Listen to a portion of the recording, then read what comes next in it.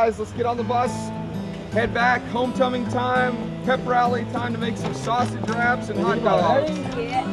Maybe we'll grill some steaks also, right? Everybody hungry? You guys hungry? I'm ready to dance.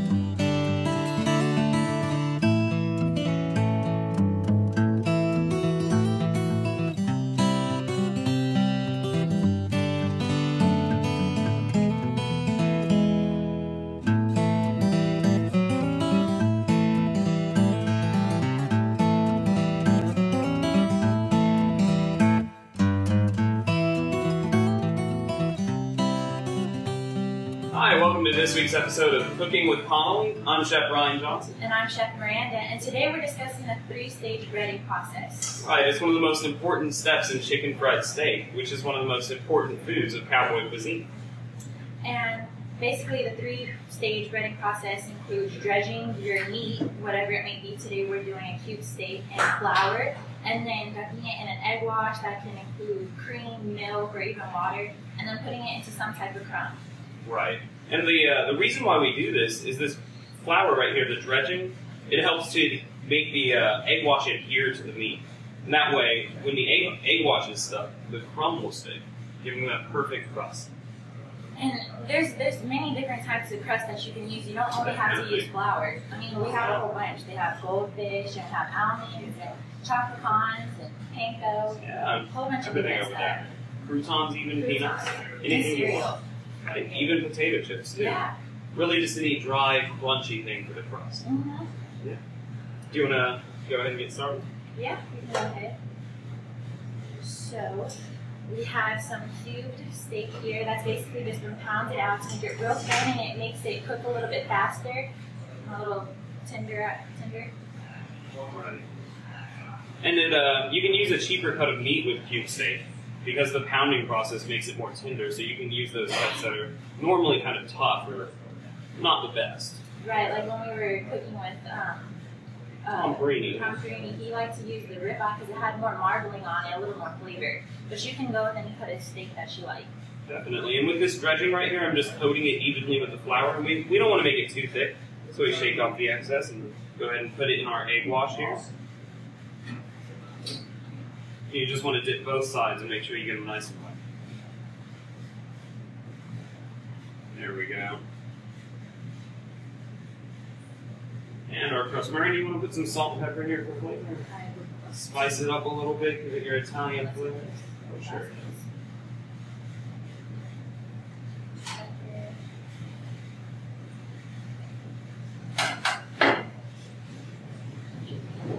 Looking delicious already. Flip. Kick it up a notch, right? Yeah.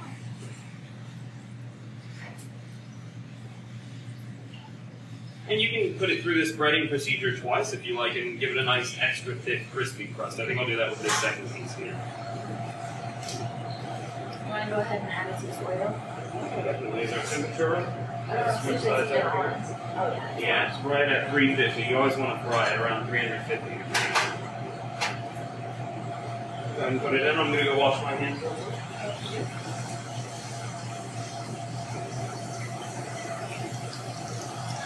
we go. I'm going to finish up this one that Ryan had done. I think what we're going to do on this one is we're going to do a double press to make it a little bit thicker, crunchier. Get this one all seasoned up for you.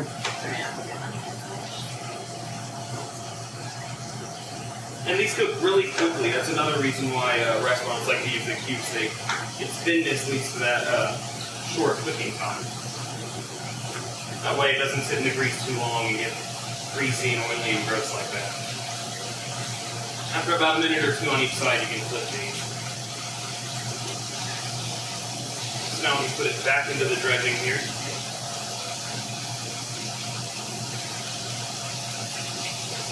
Egg wash. So when you're typically frying anything, you don't always have to use oil. You can use shortening, which is basically animal fat. It has a little more flavor to it, and it doesn't have as much of the high temperature to it like oil does. It burns much easier. So you wouldn't really want that for deep frying, mainly for shallow frying or for pan frying. Like we're doing today.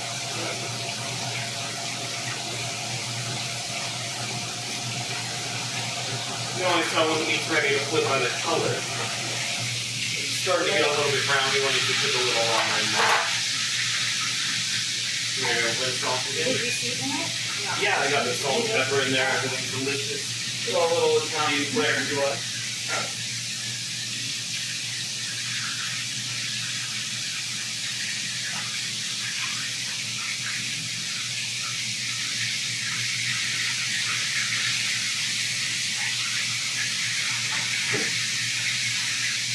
Miranda's the resident Italian specialist. So what would you like to put in your steak, huh? My steak, I just give it a little time, some Italian seasoning.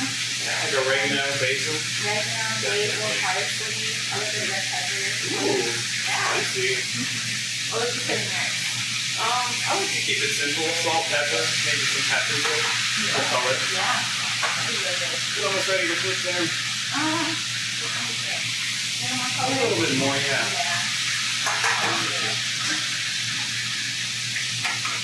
See, it's getting close to that point where you want to flip it. Check the juice along the way. Like I said, you always want to keep the oil around 350. Any lower and the grease will start to soak into the meat and make it really oily and gross. And higher, you can burn the outside without cooking the inside. So either way, it's not good. You want me to get some paper towels to let that excess grease go through the pocket? Some. Just going to go ahead and flip this one here. The temperature is right. See the color, they're golden brown and delicious.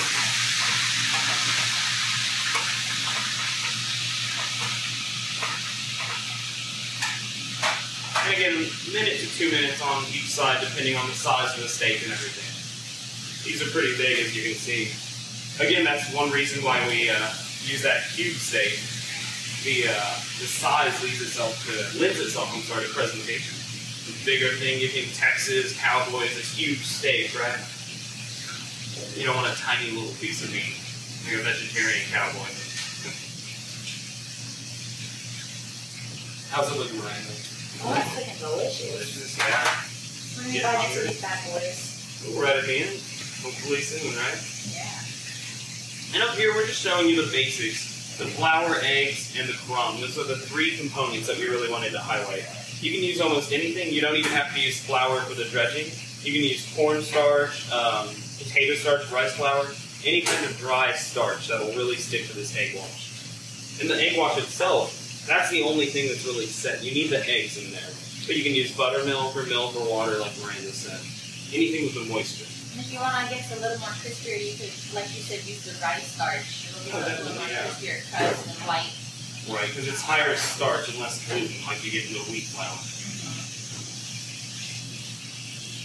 Let's see how the steak's looking.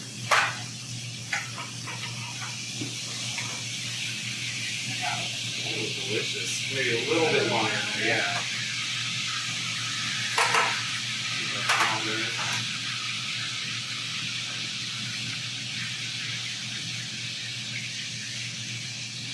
Right up there. It really is. All right, and we're just doing this as part of our cooking class here at Connally, the Culinary Arts program. It's really, really awesome. I'm glad to be a part of it. So we're actually in our class right now filming this episode. That's right.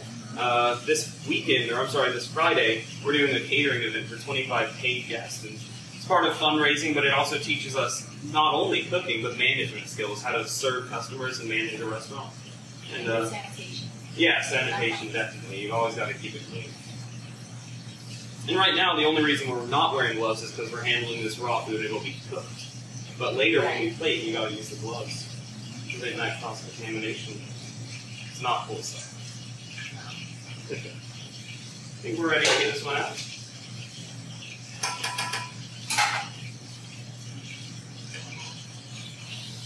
Look at that. Good? Oh, yeah.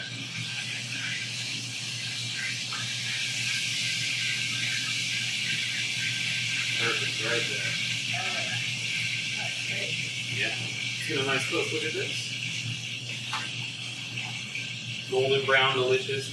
Crust is crispy. I think I'll set this over here. Can we go ahead and put this other one in here? Definitely, go for it.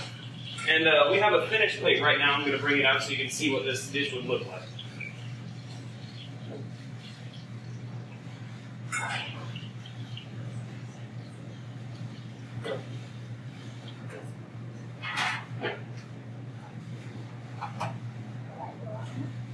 I'll take this bad boy out a little bit.